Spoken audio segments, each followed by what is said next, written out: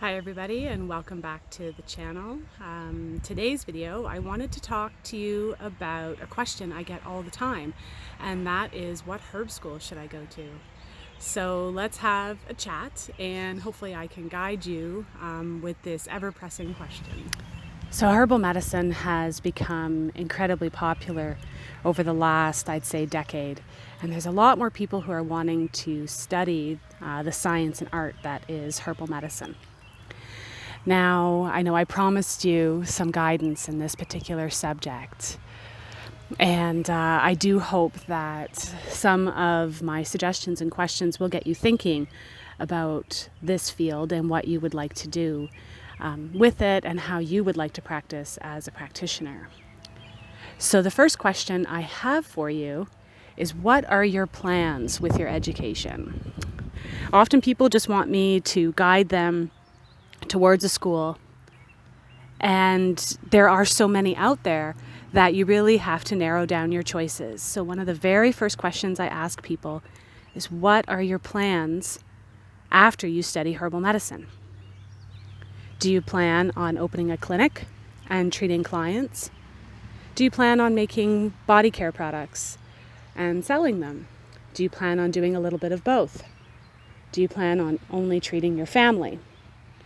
These questions will help you narrow down how long you'd be going to school for and what kind of program to look for. So as an example, I studied herbal medicine to become a clinical herbalist. So I was in school for 4 years, and my curriculum covered a vast array of different subjects, from botany to anatomy and physiology. You'll be studying pharmacology, so you understand how herbs interact with medications and with people. You will, of course, study plants and have a large materia medica to go through. You'll study plant preparation methods. And then depending on the school that you go to, you may actually incorporate some spiritual components as well. And my program was 4 years by the time I was done all of my clinic hours and finishing my papers. So it's quite an investment in time if you plan on going to school to be a clinical herbalist versus someone who maybe just wants to treat their family and have a better understanding of how plants work and be able to heal things like cuts, bites, and stings, cold and flu, those types of things. So the program you would be looking at would be quite different. So that's a great question to ask yourself first. What are your plans? And if you don't know what your plans are, then you will want to look for a program that will allow you to get your feet wet, but will also have a clinical component. So as you add more hours to your education, if you do decide to dive right in and do the clinical training, all of those courses and hours that you put in prior will count towards your education. So that is my first question, is what are your plans? What do you want to do with your education? The next question that I have for you is, what type of herbal medicine do you want to study? Basically, every culture across the globe has their own form of botanical medicine. So this could be traditional Chinese medicine. This could be studying herbs from India, which would be Ayurvedic medicine.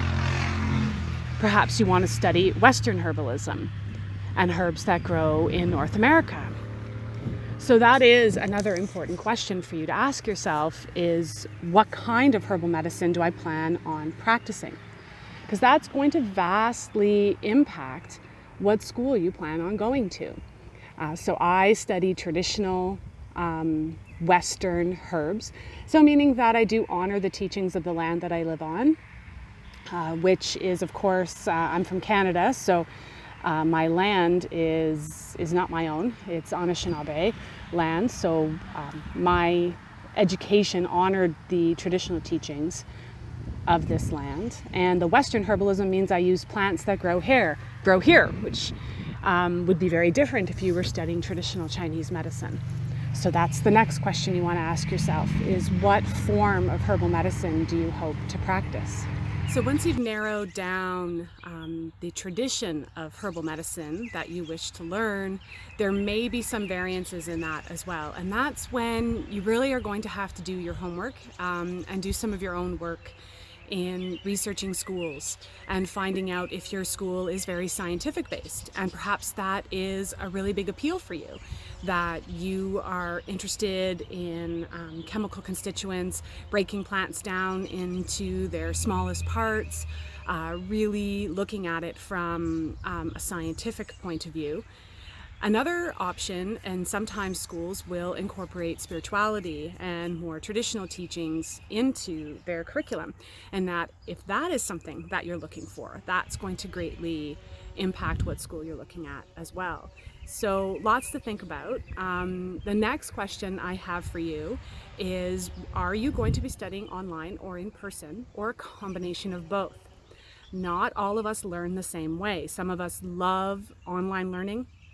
We like the flexibility of being able to complete our lessons and our homework on our schedule and our timing. And other people thrive in a classroom setting. So if you're looking at a school that's in a classroom setting, then that's going to narrow your choices down significantly unless you're able to move. So you immediately want to start contacting local herbalists that live around you, find out where the schools are. Sometimes they're not that easy to find. Some herbalists have been practicing for a very, very long time, and they haven't really set up detailed websites, and they may not be the easiest to find. Google finds what it wants us to find. So you type in herbal medicine school and you're going to get the ones that have mastered the algorithm, right? Or the hashtags, or have simply paid enough money to be at the top of the search parameters. So sometimes your Google search is going to help guide you, but the best thing to do is to try to find a local practitioner or a local teacher around you, and they might be able to guide you to the schools that are still conducting in-person classes. If you plan on studying online, then the world really opens up to you. You can study from teachers all over the world, and there's lots of really, really great programs. Some of my favorite, I'm currently taking Rosemary Gladstar's course. It can be done online, through paper correspondence, or a combination of the two. It's a great course for somebody, I think, who has very little knowledge in herbal medicine and really needs to start from the ground up. It may or may not meet clinical standards depending on where you live, and I'll cover that kind of in the next segment. So that's a lovely option. I also really like the folks over at Herbal Academy. They offer all kinds of herbal training, anything from foraging and wildcrafting all the way up to full clinical programs. And full disclosure, I am an affiliate for Herbal Academy, but that's because I believe in the courses and what they do. So online versus paper, that's my next question for you. And then we'll do one last little segment, and then hopefully you'll have the information you need to pick a herb school that suits your needs, your desires, and your philosophy and beliefs. I've brought you over to my stinging nettle patch for this last little segment. And so the last thing that I want you to think about when you're pondering what school you would like to go to is, and this pertains to people who are planning to do more of a clinical-based education, you want to look into the clinical requirements for your region and your country. Perhaps herbal medicine is an unregulated field where you live, like it is in Ontario. And the education standards may not be as strict. Perhaps you plan on joining the American Herbalist Guild, and they have very specific education requirements. So if you plan on practicing clinically, just do a little bit of homework in that department as well, and find out if you have any clinical standards that you need to meet, or if you have any colleges or associations that you will be required to join once you're finished your education.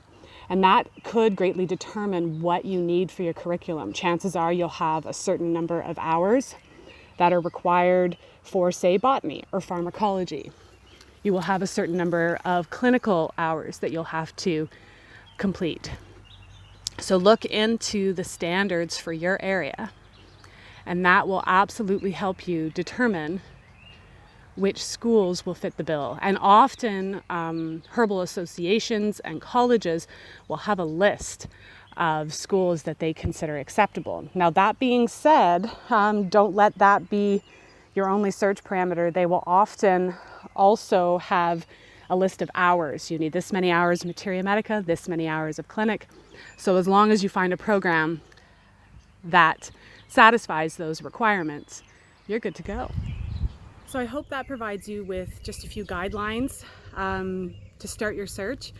I know a lot of you probably clicked on this video in hopes that I would just give you a list of schools that I think are awesome.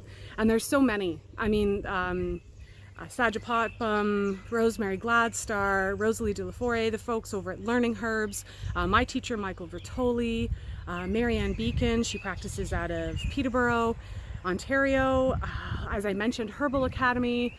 I mean, there's just so many, and that's just the ones that I can think of off the top of my head, and those are just schools that mostly predominantly focus on Western herbalism.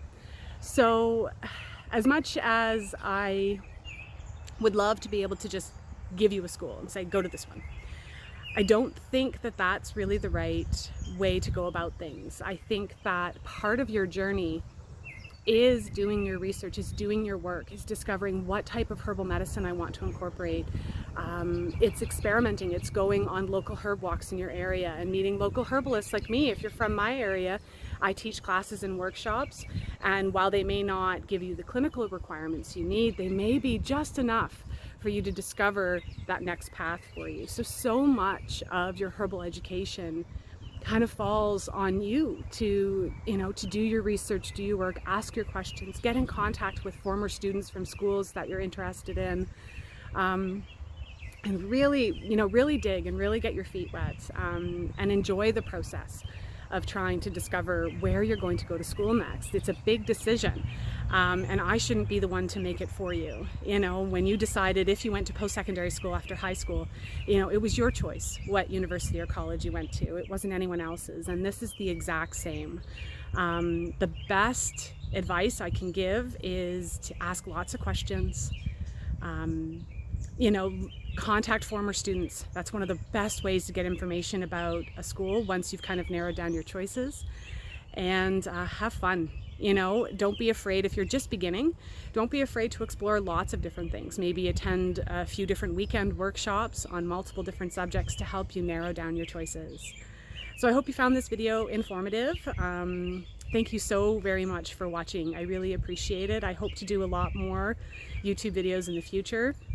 I've got a lot of exciting content coming up, mostly herbal based, but of course I will keep doing homestead videos as well for those who are interested. So thank you again for watching. Consider subscribing to my channel. It really helps in terms of visibility. Give this video a thumbs up if you liked it. That also helps with the whole YouTube algorithm thing. I'm on Facebook, Twitter, Instagram, and all that jazz, so feel free to follow me on those mediums as well. And until next time, I hope you guys have a lovely day. If it's sunny and nice where you are, enjoy it and get out and play in the dirt. Thanks for watching.